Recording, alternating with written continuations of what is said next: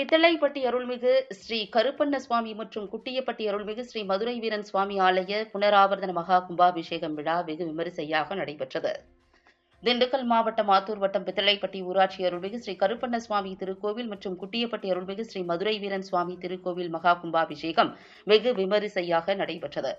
இதனையொட்டி மங்கள இசையுடன் கடந்த 3 நாட்களுக்கு முன்பு கணபதி பூஜை, பூஜை நடைபெற்று 2ஆம் கால யாக பூஜை மேளதாளங்களுடன் காசி, ராமேஸ்வரம், தலைக்காவேரி, கன்னியாகுமரி, குடகனாறு, கொடுமுடி, திருச்செந்தூர், அழகர்மலை கோவில் உள்ளிட்ட புனித ஸ்தலங்களில் இருந்து எடுத்து வரப்பட்ட புனித நீரை யாகசாலையில் வைத்து பூஜிக்கப்பட்டு புனித நீர் அடங்கிய கடங்கள் யாகசாலையில் இருந்து ஊர்வலமாக ராஜகோபுர விமானத்திற்கு சிவஸ்ரீ செந்தில் குருக்கள் முன்னிலையில் எடுத்து செல்லப்பட்டது.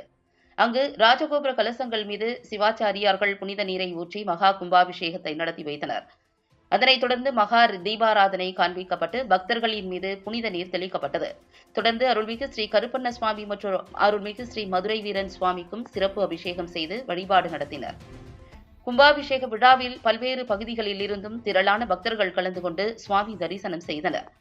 கும்பாபிஷேக விழாவில் கலந்து கொண்ட அனைத்து பக்தர்களுக்கும் அன்னதானம் வழங்கப்பட்டது. இரு கோவில்களின் விழா ஏற்பாடுகளை விழா கமிட்டியினர் செய்திருந்தனர்.